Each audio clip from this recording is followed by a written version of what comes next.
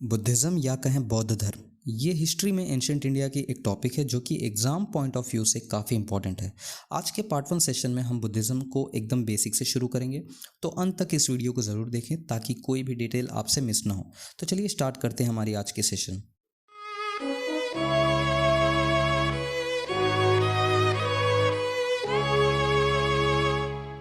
तो बुद्धिज़्म के जो फाउंडर हैं वो है गौतम बुद्ध, जिन्हें हम महात्मा बुद्ध भी कहते हैं, और इनके और भी नाम है जैसे कि लाइट ऑफ एशिया, और एक नाम है जैसे शाक्य मुनि। तो ये नेम भी आपको याद रखने हैं, एग्जाम पॉइंट ऑफ व्यू से काफ़ी इंपॉर्टेंट रहने वाले। और लाइट ऑफ एशिया को हिंदी में एशिया का ज्योतिपुंज भी कहा जाता है। और बात करें इनके जन्म की, तो इनका जन्म लुम्बिनी में 563 बीसी में वैशाख पूर्णिमा के दिन पे हुआ था, और ये लुम्बिनी जो है इस समय नेपाल में स्थित है। और बात करें इनके पेरेंट्स की, तो इनके पिता का नाम शुद्धोधन था, जो कि कपिलवस्तु के राजा थे। कपिलवस्तु के ये राजा थे और ये शाक्य वंश से बिलोंग करते थे। और इनकी माता का नाम महामाया था, या फिर कहें माया देवी। ये कोलिया वंश से बिलोंग करते थे, कोलिया या फिर कहें कोलिये। और गौतम बुद्ध के जन्म के 7 दिन के बाद इनकी माता माया देवी का देहांत हो जाता है। तो गौतम बुद्ध का जो भी पालन पोषण है वो प्रजापति गौतमी, जो कि इनकी मौसी लगती थी, उनके द्वारा होती है, जिसे हम फोस्टर आंट या फिर मैटरनल आंट भी कहते हैं। और इनके बचपन का नाम जो था वो था सिद्धार्थ। और यहाँ पे एक स्टोरी मैं ऐड करना चाहूँगा। तो जब इनका जन्म हुआ था गौतम बुद्ध का, तो इनके पिता शुद्धोधन ने एक फेमस एस्ट्रोलॉजर को इनवाइट किया, जिन्होंने 2 प्रेडिक्शन की थी। पहली प्रेडिक्शन थी या तो ये चक्रवर्ती सम्राट बनेंगे, या तो ये बहुत ही फेमस सेंट बनेंगे।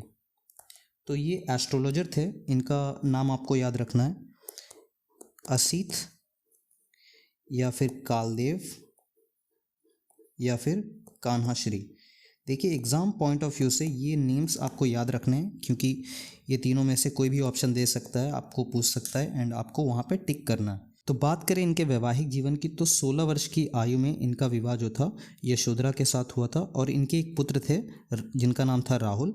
और 35 वर्ष की आयु में इन्हें ज्ञान की प्राप्ति हुई, वो भी बोधगया में वैशाख पूर्णिमा के दिन ही। और 80 वर्ष की आयु में 483 बीसी में कुशीनार में वैशाख पूर्णिमा के दिन ही इनका निधन हो गया।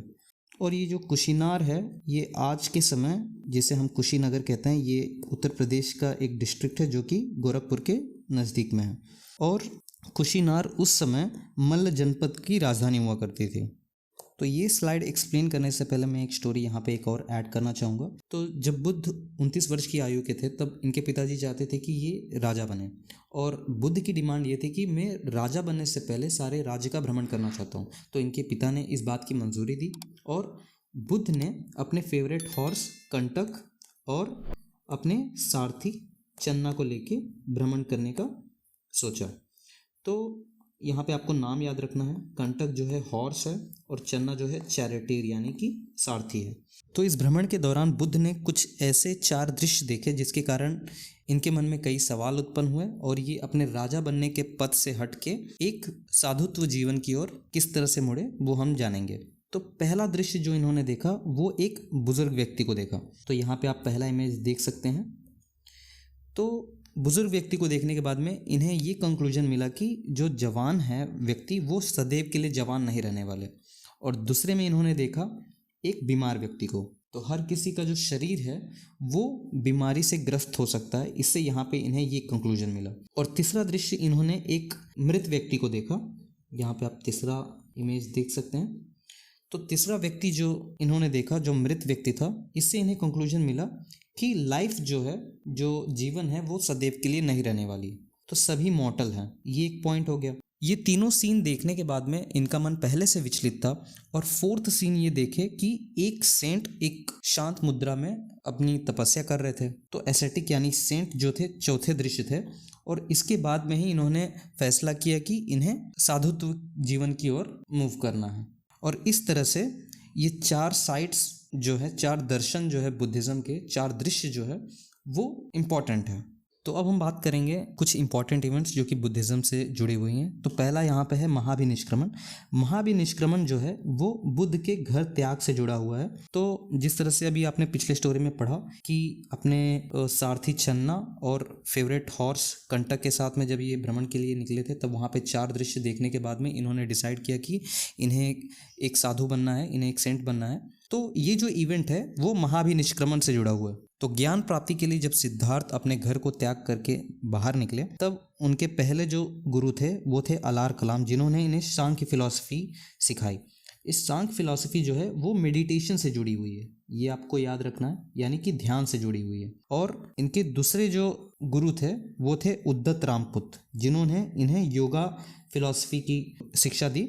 और योगा फिलॉसफी जो है योग से जुड़ा हुआ है, ये भी आपको याद रखना है। और बात करें इनके फर्स्ट टीचर अलार कलाम की, तो ये जो थे वो वैशाली के रहने वाले थे, वैशाली। और जो इनके दूसरे टीचर उद्दत रामपुत थे वो गया के रहने वाले थे। तो नेक्स्ट इवेंट की बात करें संबोधि, ये जुड़ी हुई है बुद्ध के ज्ञान प्राप्ति से। तो यहाँ पे स्टोरी को हम कुछ इस तरीके से समझते हैं। सिद्धार्थ ज्ञान प्राप्ति के लिए तपस्या करने बैठते हैं और पीपल के वृक्ष के नीचे ये 49 दिनों के लिए तपस्या करते हैं। और 49 दिन के बाद में वैशाख पूर्णिमा के दिन ही इन्हें ज्ञान की प्राप्ति होती है। और ज्ञान प्राप्ति होने के बाद में इनका नाम पड़ता है बुद्ध। और बुद्ध का अर्थ ही यही होता है कि a person who gets enlightened. और इन्हें जो ज्ञान की प्राप्ति हुई थी वो जगह का नाम था बोध गया। ये तो प्रेजेंट नेम है, पर ओल्ड नेम जो है वो था उरुवेला, ये भी आपको याद रखना है, जो कि निरंजना नदी के किनारे स्थित था उस समय। और प्रेजेंट नेम निरंजना रिवर का जो है फाल्गु रिवर है, और ये स्थित है बिहार में, आपको ये भी याद रखना है। और पीपल वृक्ष के नीचे जो तपस्या किए थे आपको मैं बता ही चुका हूँ। तो नेक्स्ट इवेंट की बात करें, ये है धम्मचक्र प्रवर्तन। ये इनका पहला सरमन था, या फिर कहें पहला उपदेश था, जो कि पाली लैंग्वेज में इन्होंने सारनाथ में दिया था। सारनाथ जो है यूपी में स्थित है, आपको ये याद रखना है। और सारनाथ में कहाँ पे, तो पर्टिकुलरली कहा जाए तो डियर पार्क में। ये भी एक इम्पॉर्टेंट क्वेश्चन बन सकता है एग्जाम में आपके। और सबसे ज़्यादा उपदेश जो है इन्होंने दिया है श्रावस्ती में, और ये भी यूपी में ही स्थित है।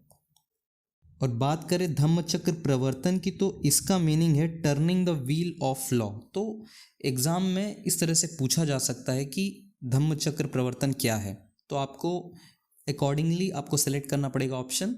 तो बात करते हैं नेक्स्ट इवेंट के बारे में, जो कि है महापरिनिर्वाण, जो कि बुद्ध के मृत्यु से जुड़ी हुई है। तो बुद्ध की जो मृत्यु है वो 483 ईस्वी पूर्व यानी 483 बीसी में कुशीनगर में हुई थी। और इसके ओल्ड नेम के बारे में हम पहले बात कर चुके हैं, जो कि है कुशीनार, जो कि मल्ल जनपद की राजधानी हुआ करती थी। तो अब हम बात करेंगे बुद्ध के डेथ से रिलेटेड कुछ थीरीज के बारे में। तो कहा जाता है कि इन्होंने अपना लास्ट डिनर जो है, रात्रि भोजन, वो अपने एक शिष्य के घर में किया था जिनका नाम था छुंद। तो ये इनके डिसाइपल थे जिनके घर में इन्होंने अपना लास्ट डिनर किया था। तो यहाँ पे थीरीज कुछ इस तरीके से आता है। कुछ कहते हैं कि इन्हें सूअर का मांस यानी कि पॉर्क दिया गया था, जिसके बाद इन्हें फूड पॉइजनिंग हुई और इनकी डेथ हो गई। और सेकेंड थ्योरी ये सामने आती है कि इन्हें कुछ मशरूम खिलाया गया था जो कि जहरीले थे, जिसके बाद में पॉइजनिंग हुई। और जो मैक्सिमम जो थ्योरी है वो पॉर्क की तरफ ही लोग मानते हैं, ये भी आपको याद रखना है। और इस टॉपिक से जुड़ी हुई कुछ इंपॉर्टेंट पॉइंट्स पे हम नज़र डालते हैं। तो देखिए, पहले व्यक्ति जिनको ज्ञान प्राप्ति हुई बुद्ध के द्वारा, उनका नाम है तपस्सु और भल्लिका। ये दोनों भाई हैं, भल्लिका। अगर मान लीजिए आपके ऑप्शन में ये वाला नहीं आता है, तो प्रॉपर टीचिंग कहें तो कौंडिन्य, ये इनके पहले शिष्य थे, या फिर कहें पहले व्यक्ति जिन्हें ज्ञान प्राप्ति हुई। तो ऑप्शन में जिस तरीके से रहेगा उस तरीके से आप टिक कर दीजिएगा। और नेक्स्ट पॉइंट की बात करें, और आखिरी व्यक्ति जिन्हें बुद्ध के द्वारा ज्ञान प्राप्ति हुई थी, उनका नाम था शुभादा, शुभादा या फिर कहें शुभद्र। तो पाली लैंग्वेज में शुभादा आता है, ये भी आपको याद रखना। ये है लास्ट जो व्यक्ति है जिन्हें बुद्ध के द्वारा ज्ञान प्राप्ति हुई थी। तो दोस्तों पार्ट 1 को हम यहाँ एंड करते हैं। इस क्वेश्चन का आंसर आपको कमेंट सेक्शन में करना है। लेट्स सी आप कितने फोकस्ड हो।